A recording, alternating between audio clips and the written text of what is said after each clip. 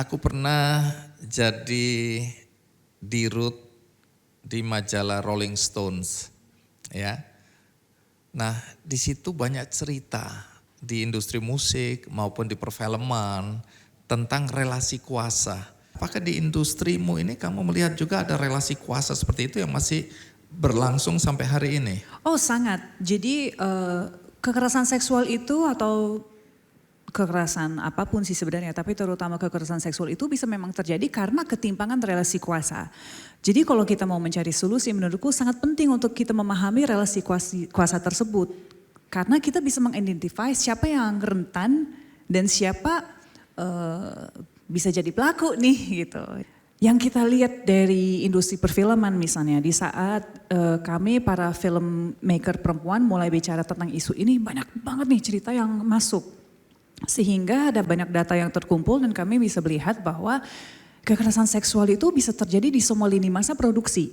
Dari pre-production, dari production, dari post-production, bahkan sampai promo juga gitu. Dan memang yang di-identify adalah, wah orang-orang yang punya power misalnya aktor yang paling, aktor utamanya lah atau aktor yang statusnya paling tinggi dalam sebuah produksi, sutradara, produser, head of department, pokoknya yang punya power dibandingkan anak magang, kru perempuan yang dianggap posisinya lebih rendah dalam hierarki produksi, aktor newcomer yang tidak tahu sama sekali tentang industri perfilman, kalau tiba-tiba ada sutradara yang bilang, oh iya kamu harus ketemu aku di sini dan ngobrol sama aku di tempat di luar ruang profesional, atau aktor yang bilang, iya kalau untuk mencari chemistry kita harus pacaran.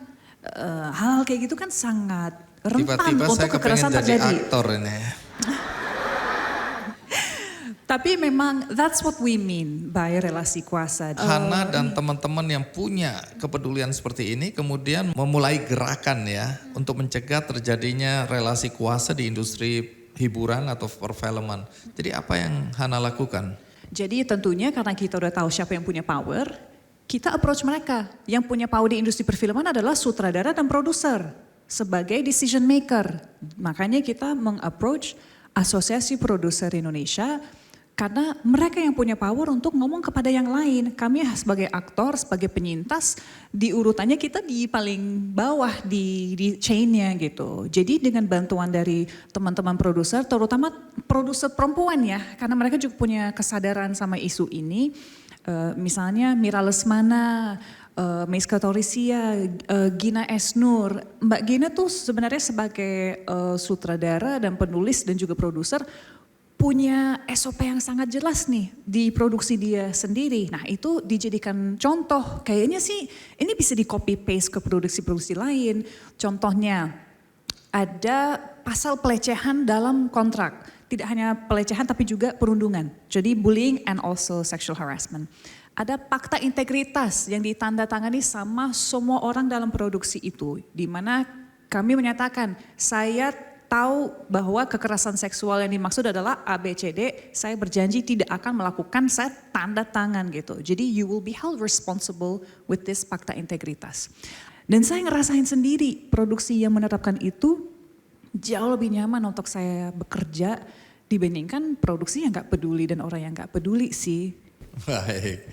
Nah, kawan Puan, kalau ada yang memerlukan informasi atau mau konseling ya, nggak harus di ruangan ini, tapi siapapun yang menonton acara ini bagaimana mengakses kawan Puan? Jadi kawan Puan itu teman-teman bisa cek di Instagramnya, kami banyak bergerak di media sosial memang dan ada pengaduan di situ. Di kawan Puan itu memang kami bekerja sama dengan organisasi di seluruh Indonesia. Jadi teman-teman yang nonton dari rumah, kalau misalnya bisa reach out, hopefully bisa dihubungkan dengan siapa di kota Anda yang memang bisa membantu. Dan selain kawan Puan ini sebenarnya ada beberapa layanan yang lain seperti carilayanan.com. Carilayanan.com itu adalah inisiatif dari teman-teman Jakarta Feminis di mana itu ada list layanan apapun untuk korban kekerasan, mau itu dari rumah aman, psikolog, bantuan hukum segala macam. Kamu bisa masuk ke carilayanan.com, kamu bisa masukin your location dan akan muncul tuh siapa aja dan mana aja yang bisa kamu pergi untuk bantuan. Ada juga misalnya sekarang era digital memang lebih banyak akses informasi lewat social media dan Instagramnya. Ada satu yang menurut saya teman-teman sangat harus tahu karena ini menyangkut sebuah bentuk kekerasan seksual yang lagi marak-maraknya, penyebaran konten intim non-konsensual. Ada account Awas KBGO, Awas Kekerasan Berbasis Gender Online. Teman-teman bisa mengakses karena ada juga panduan soal, wah kalau saya jadi korban KBGO, saya harus kemana? Atau kalau misalnya saya diancam image-image ini tersebar, saya harus ngapain? Cara kumpulkan bukti, cara harus ke siapa. Sangat-sangat penting untuk teman-teman tahu sih. Jelajahi cara baru mendapatkan informasi. Download Metro TV Extend sekarang.